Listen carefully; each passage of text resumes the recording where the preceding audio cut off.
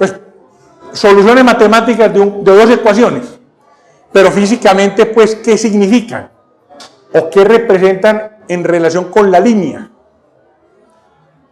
Miren que cada una tiene dos términos, uno asociado al subíndice más, otro al menos, en el voltaje y también en la corriente. Vamos a estudiar únicamente en ambas el que tiene que ver con el subíndice más. Vamos a llamarla onda más. Los primeros términos en B e I. Voy a mostrar que son ondas que viajan en el sentido de más Z, pero ondas atenuadas, y que tienen una velocidad de fase que vale omega sobre beta. Voy a demostrar eso que acabo de afirmar. Entonces tomo la parte más del fasor función de Z. B más, constante B más, E a la menos gamma de Z. Y la corriente más, pues es B más E a la menos gamma de Z sobre Z0. Esa impedancia es compleja. Si divido estas dos cantidades, obtengo lo que en circuito llamamos impedancia. Divido voltaje por corriente, entonces obtengo una impedancia. Y al hacer esa fracción obtengo Z0. Al dividir. De modo que el nombre de impedancia estaba bien puesto. Si la solución del problema que tenga entre manos carece del segundo término, que únicamente es el primero, pues se acomoda perfectamente a la noción de impedancia. Lo de característica es porque no depende ni de la posición ni del tiempo. Más detalles. Esta constante, que no he averiguado todavía, tiene una, como complejo que es, pues tiene su magnitud o amplitud y su fase, tan desconocidas como ella. No sé el complejo de más y su parte de magnitud y fase tampoco. Y en el exponente puedo poner, en lugar de gamma, alfa más j beta. Estoy detallando lo que es B más. Si quiero encontrarlo en el dominio del tiempo, este es el fasor, en el dominio de la frecuencia. ¿A qué cantidad en el dominio del tiempo corresponde? Lo saco de esta manera. En el dominio del tiempo lo obtengo multiplicando el anterior. Este es el fasor.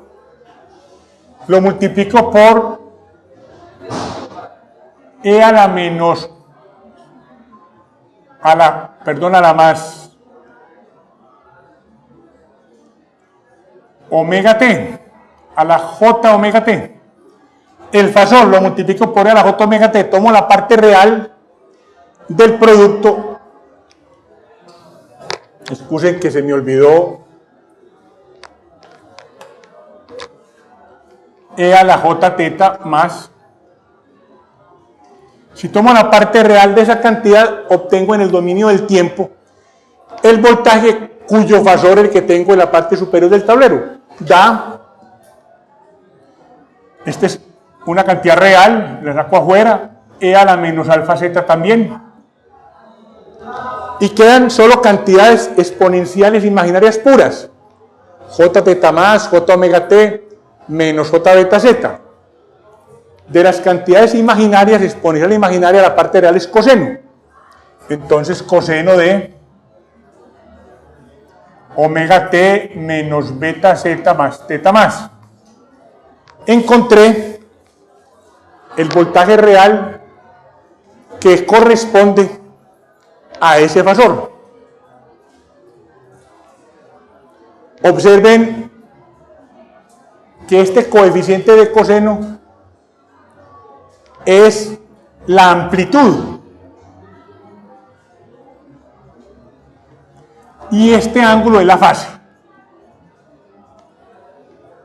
En el dominio del tiempo, pasé del dominio de la frecuencia al dominio del tiempo multiplicando por a la cota omega t. Entonces la cantidad que obtengo es esta, una función circular, un coseno, cuyo ángulo omega t menos beta z más teta más lo llamo la fase. La fase pues del complejo de donde venimos. Omega t menos beta z más teta más. Y la amplitud del coeficiente de ese coseno es b más e a la menor alfa z. Eso fue lo que obtuve. Para mirar cómo depende de la posición y el tiempo, una gráfica nos puede ilustrar. Voy a dibujar contra el tiempo el resultado que acabo de obtener. Contra el tiempo y contra la posición. Pero lo estudio por separado. Vamos a suponer en el primer dibujo que voy a hacer que el tiempo no cambia, que el tiempo es una constante. Varía z. Al variar z a lo largo de la línea, pues ocurrirá que en ocasiones el ángulo es tal que su coseno de más 1. Cuando de más 1, el voltaje se reduce a este coeficiente, que es una gráfica exponencialmente atenuada de este estilo. B más e a la menos alfa z. Cuando valga más 1, cuando z varía de tal manera que el coseno de más 1, el voltaje se reduce al coeficiente. Y si es menos 1, entonces es esta curva exponencialmente atenuada, simétrica a la de arriba, pero con signo menos. El coseno varía periódicamente, más 1, menos 1, más 1, menos 1, etc. Cuando es más 1, se toca la curva superior, cuando es menos 1 la inferior. Más 1, menos 1, más 1, menos 1. No es esa gráfica estrictamente periódica, porque la amplitud va decayendo, allá hay un pseudo periodo. Pero observen, cuando me muevo en el eje Z, cuando Z crece, la amplitud va decayendo debido a este coeficiente que es exponencialmente atenuado. Y nunca la curva, la gráfica oscilatoria nunca se sale de esa exponencial. Recibe el nombre entonces de curva envolvente. La amplitud va decayendo.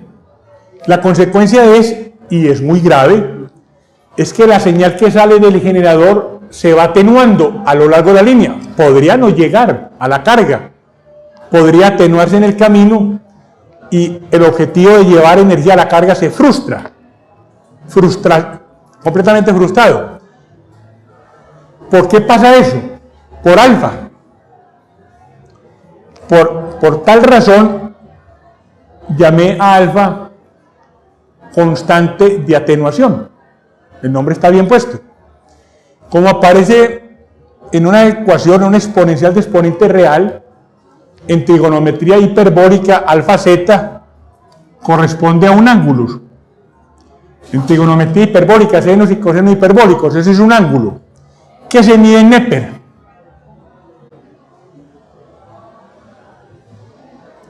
Neper es un número real, simplemente es para utilizarlo en senos y cosenos hiperbólicos.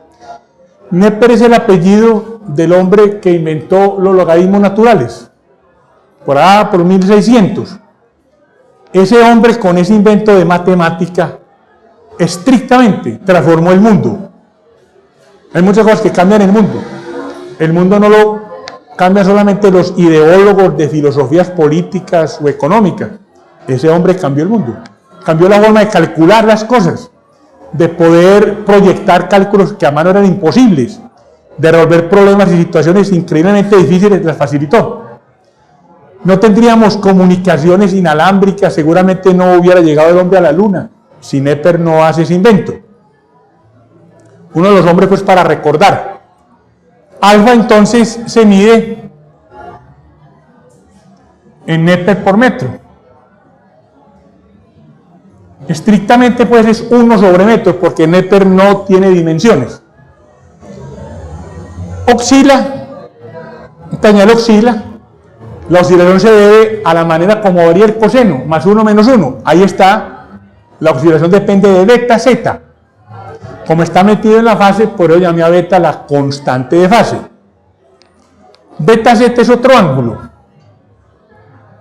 pero en trigonometría circular, senos y cosenos circulares, se mide en radian. Nepe y radian es la misma cosa, es un número real. Los distingo pues para saber de qué tipo de exponente. Beta z aparecen exponentes de carácter imaginario, J beta z. Alfa z en exponentes de carácter real. De modo que beta tiene como unidades radian dividido por metro.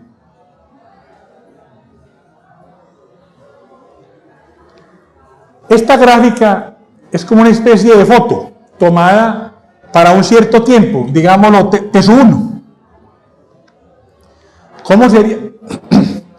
¿Cómo sería la gráfica en un tiempo posterior? Como el tiempo siempre crece, omega t va a ser más grande. Si yo quiero que el coseno siga dando más 1, la única manera es que la fase no cambie para que dé más 1. Como omega t aumentó, obligatoriamente z tiene que aumentar para que compense el aumento de omega t. Eso quiere decir que el contacto con la envolvente superior se movió a la derecha. Entonces resulta una gráfica de este estilo, un poquito movida a la derecha. En el contacto la z tiene que haber crecido para que la resta omega t menos beta z se mantenga igual, puesto que t creció. T2. Un tiempo posterior, también movido un poquito a la derecha, etc. Entonces los puntos de contacto con la envolvente, cuando la fase es tal que el coseno vale más 1, los puntos se están moviendo a la derecha. Están viajando. Se trata de una onda viajera. El movimiento con el cual se mueve, la velocidad con la que se mueve ese punto, cuya fase es la misma, porque hace que el coseno de 1 se llama velocidad de fase. ¿Cómo la saco? Derivemos la fase con respecto al tiempo. Como es constante de a 0, en cada intercepto, en cada toque con la exponencial superior, la fase es tal que el coseno da más 1, o sea, la fase no cambia. Derivada de constante 0, igual a omega menos beta, derivada de z con respecto al tiempo. Deduzco que la velocidad de fase es omega sobre beta, dz sobre et. La velocidad de fase entonces es la velocidad con que un punto de fase constante se mueve en dirección, en este caso, del eje más z. Esta fracción es una función de la frecuencia, porque beta lo es. Beta depende de la frecuencia, y en la fracción no se cancela la frecuencia. La velocidad de fase depende de la frecuencia. Hay otra velocidad, ustedes la recordarán, del curso que tomaron de física de ondas, que se llama velocidad de grupo, que se parece pues en su cálculo, pero es con derivadas. También será función de la frecuencia. Son dos velocidades diferentes y tienen sentidos físicos muy distintos. Este estrictamente no es velocidad de nada. Tiene apariencia de velocidad, se mide en metros por segundo, pero no, nada se mueve a esa velocidad. En cambio, la de grupos ya tiene que ver es con la, cuando hay varias ondas, pues, con la propagación de la energía.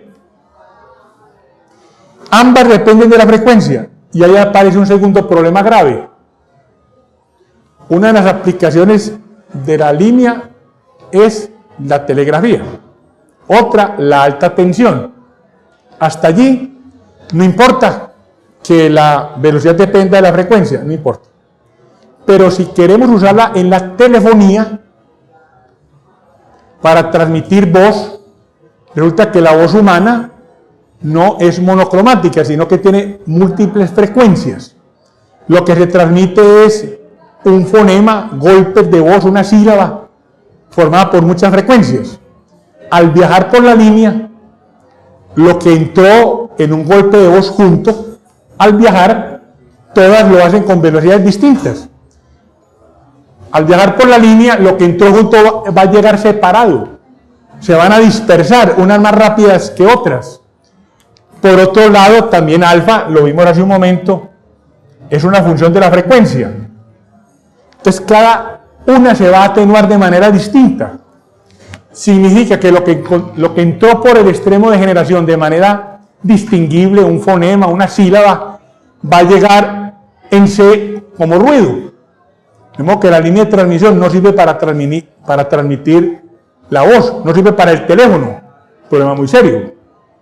Bueno, estoy detectando el problema para luego decirles cómo lo resolvemos.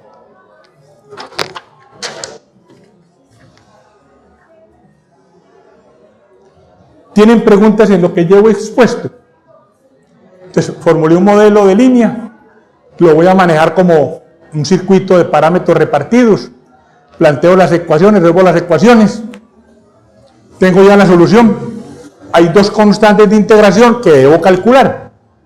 Ese es el tercer paso de lo que he llamado método del curso. Vamos a calcular esas constantes. Para hacerlo, objetivo, calcular B más y B menos. Para calcular B más y B menos voy a definir dos magnitudes auxiliares.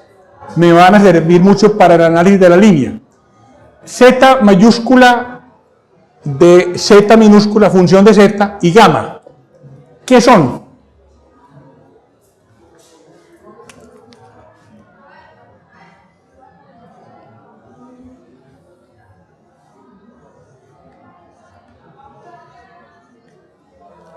La primera la llamo impedancia de línea.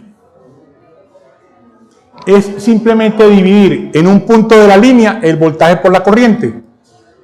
Divido. Me va a dar una función de Z. Voltaje dividido por la corriente. Divido las dos cantidades que hace un momento encontré. Voltaje dividido por corriente. Me da una función de la posición de Z. Por eso la llamo impedancia de línea. No confundir con Z0, que es característica. Una definición. Ahora, ¿qué significa físicamente? Ubiquémonos en un punto cualquiera de la línea. Una Z cualquiera. Mentalmente, supongamos que corto la línea.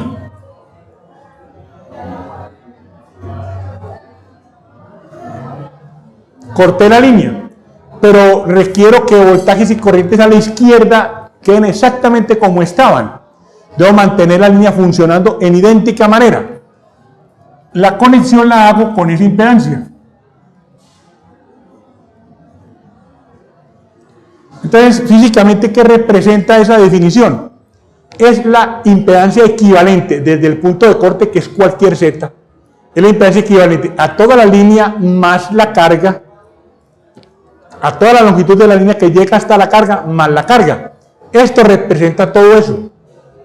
Es como la que se ve, si tuviéramos ojos para verlo, para medir de aquí para allá a qué impedancia equivale todo eso en esta punta.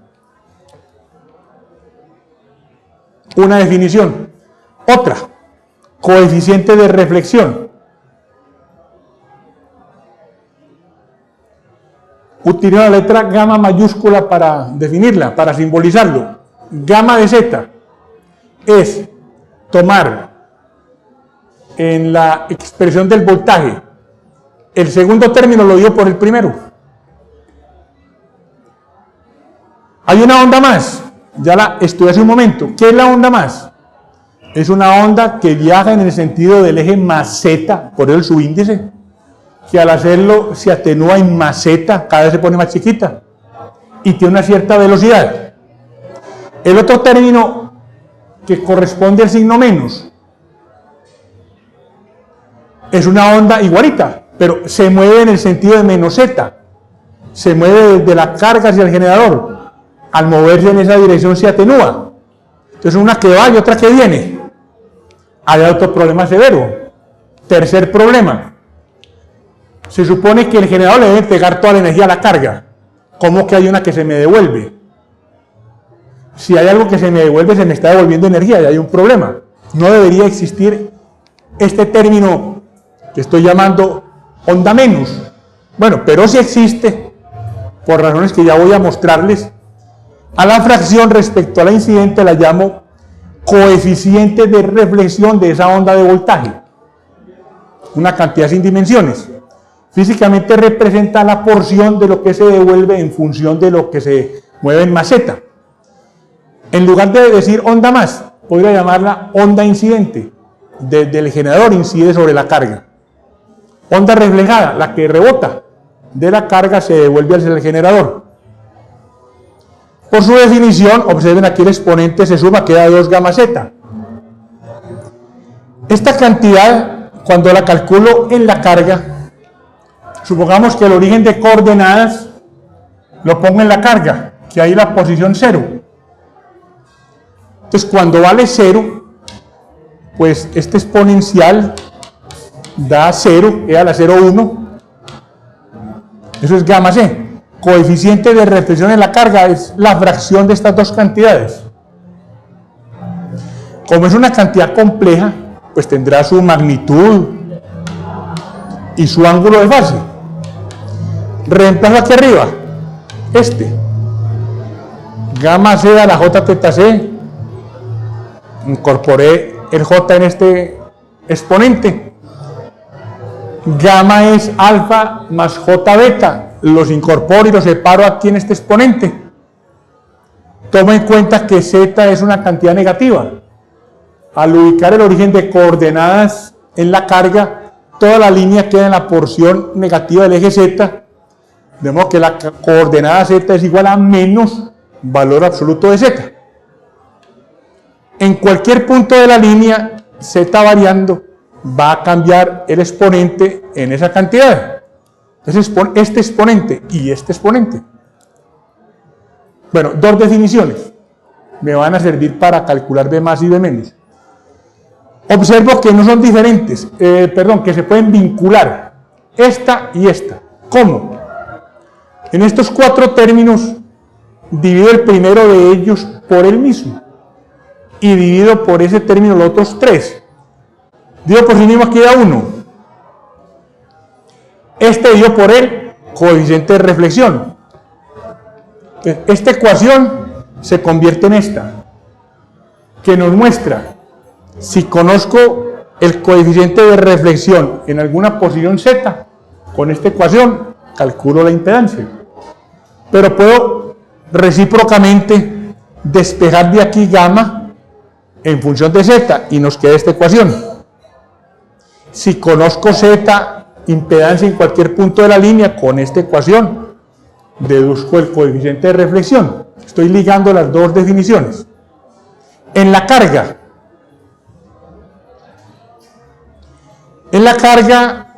z origen, entonces ahí la carga tiene una impedancia. Reemplazo gamma c y aquí también. De modo que si conozco el coeficiente de reflexión en la carga, calculo la impedancia de la carga. Si conozco la impedancia de la carga, calculo el coeficiente de reflexión en la carga. Y esa última ecuación, la última que encontramos allí, ya nos da una idea de por qué hay reflexión en la línea. ¿Cuándo no hay reflexión?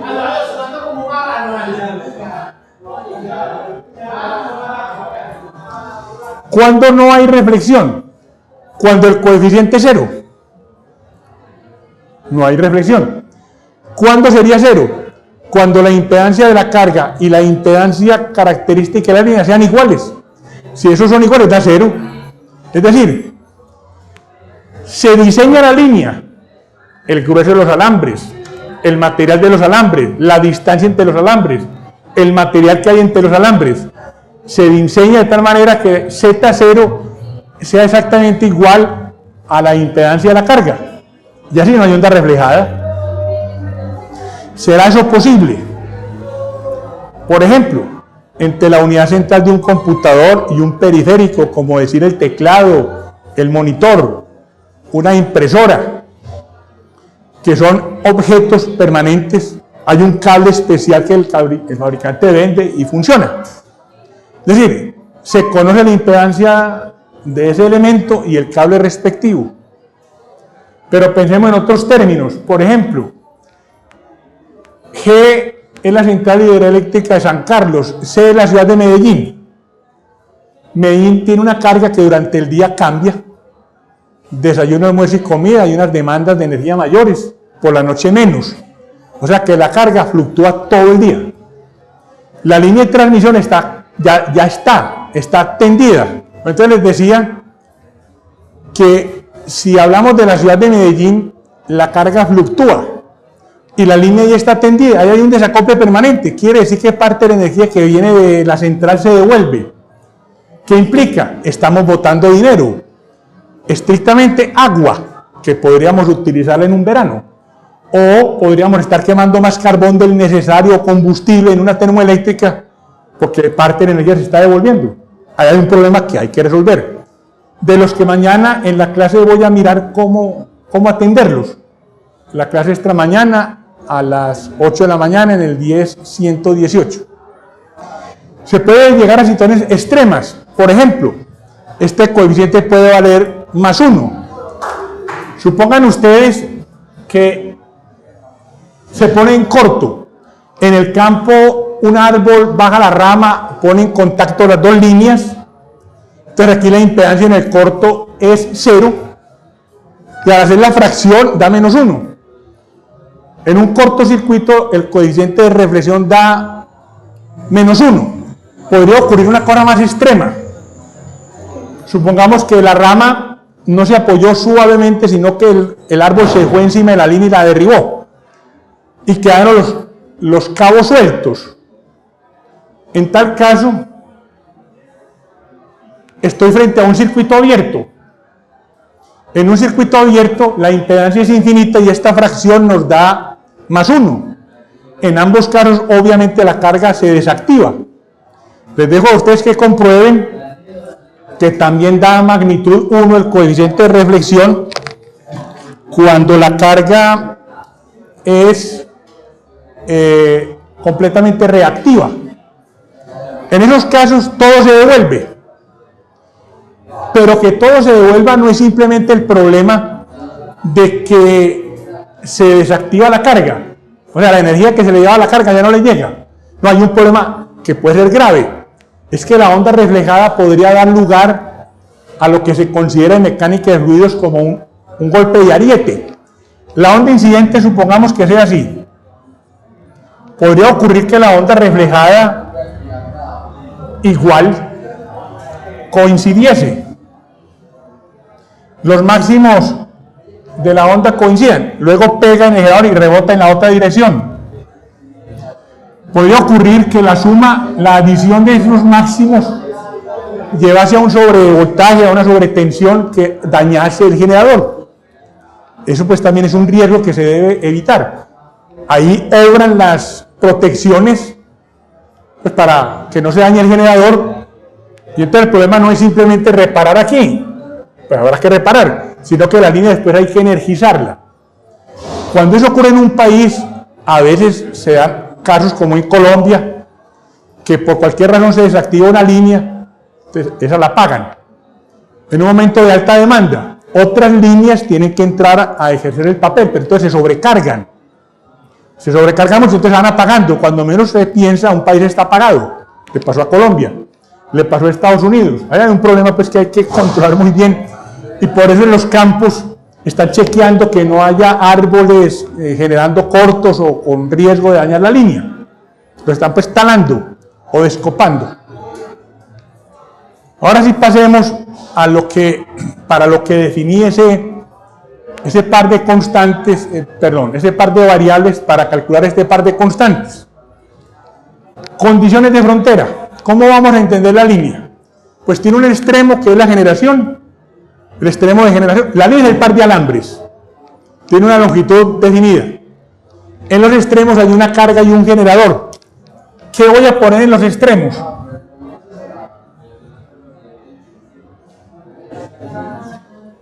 El algoritmo que voy a establecer supone algo en los extremos. Eso podría ser cambiado. Digamos que la carga es completamente pasiva. Que allí en la carga no hay fuentes de energía. Ese es el extremo en que Z vale 0. Y en el otro extremo del generador vamos a suponer que es una fuente de voltaje. Una fuente de voltaje tiene su voltaje y su impedancia interna.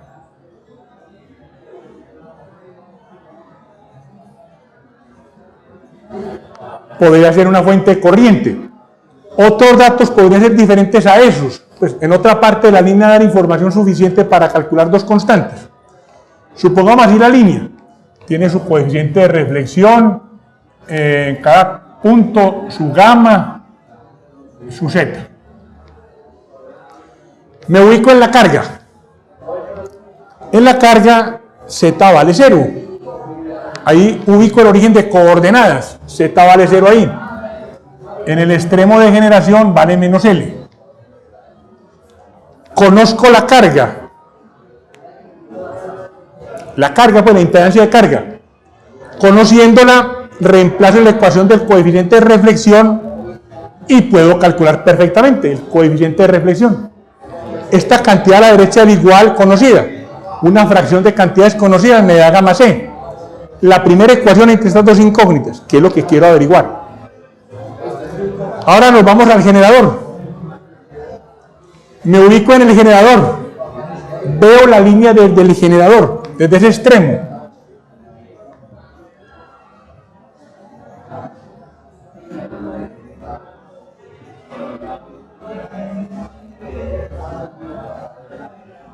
En ese extremo la línea se puede representar por su impedancia. Z en menos L. Toda la línea la hago equivalente a esa impedancia. Y aquí me quedó un circuito serie de parámetros concentrados. ¿Cuánto vale Z? Este no es un 1, es L. Tengo la fórmula para calcularla. Esta expresión. Ya conozco gamma C. Está calculado aquí arriba. La longitud de la línea se supone conocida. Gamma también. Bueno, todo esto que está a la derecha del igual es un número. Z en menos L.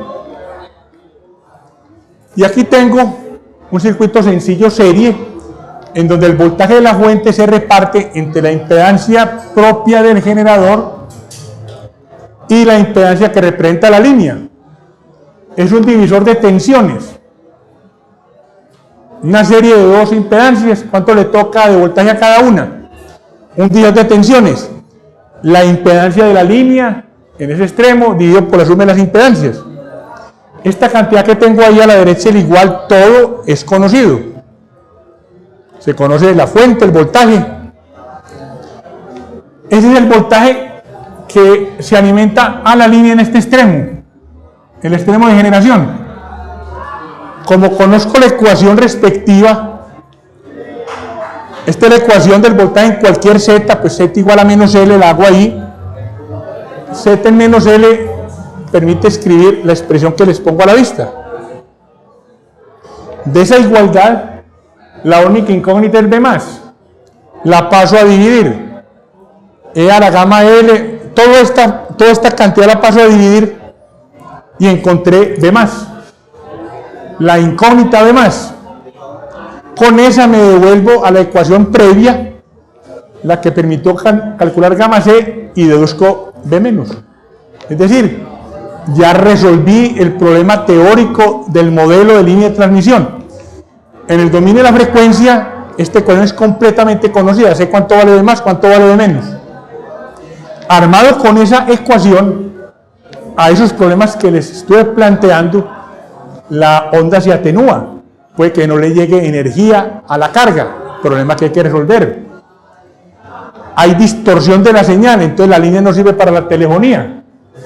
Hay parte de la energía que se devuelve. Bueno, ¿cómo resolvemos eso? Las ecuaciones nos van a ayudar. Es lo que llamo una ingeniería basada en ecuaciones, lo típico de la ingeniería moderna.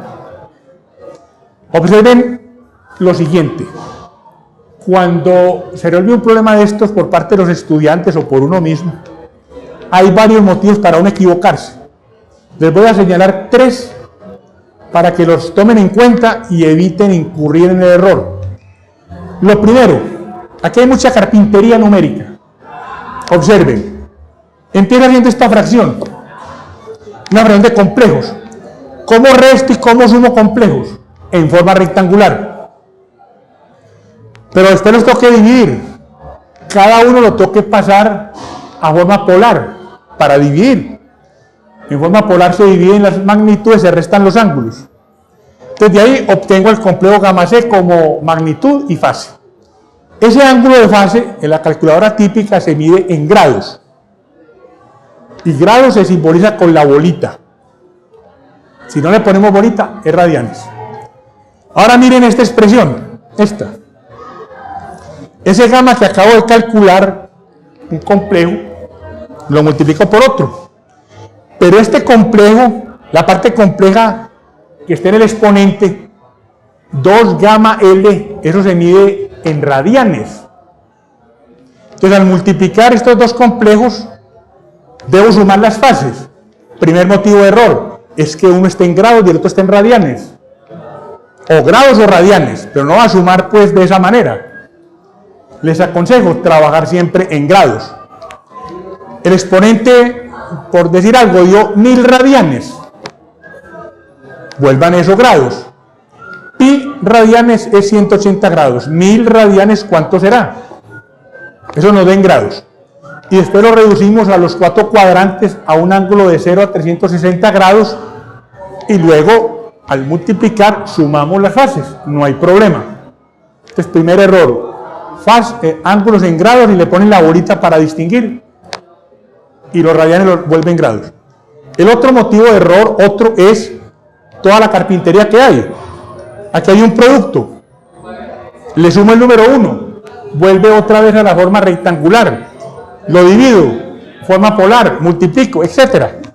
A toda hora estoy usando el complejo en forma rectangular, forma polar, voy y vengo. La posibilidad de error es mucha. Les aconsejo, uno siempre se equivoca por descuido, porque digitó mal, porque tenía acumulado un valor en la calculadora. Les aconsejo hacer cada operación 2 veces y en orden diferente. Por ejemplo, ustedes pueden hacer primero esta división y después la multiplicación por Z0, les da algo. O multipliquen Z0 por el numerador y dividen por el denominador, les tiene que dar lo mismo. Pero es que a veces uno comete errores y no se da cuenta. 3 por 4, 15. Vuelvo a multiplicar, vamos a revisar. 3 por 4, 15. Se me metió en la cabeza el error. Pero si digo 4 por 3, 12. Me estaba equivocando. Todos incurrimos en esas bobadas por descuido, la presión de un examen, la urgencia del tiempo, etc. Y el tercer error tiene que ver con el manejo de las cantidades complejas. Voy a hacerles una pequeña prueba. ¿Tienen calculadora? Sí, saquen calculadora. Una pequeña prueba elemental de manejo de estas cantidades.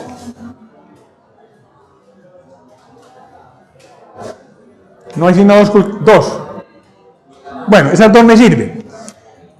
El siguiente complejo, digamos que z es igual a 3 más 4j. Dígame cuánto da el ángulo de fase de este complejo. Cada uno hágame la operación, calcúleme el ángulo de la fase de ese complejo y no me digan, yo les pregunto enseguida cuánto les dio. Haga la operación, ángulo de fase.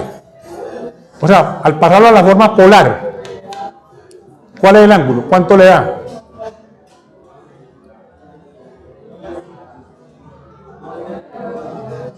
¿Ya lo hizo? ¿Cuánto le dio? 53 grados. ¿Cuánto les dio a ustedes? 53 grados. Bueno, sí, está bien. Pero no me puede escribir así. Ahí dice 53 radianes. No se le olvide pues la bolita. Otro ejercicio igual de sencillo.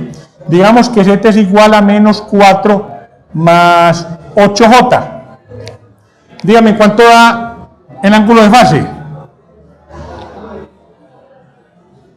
Yo les pregunto.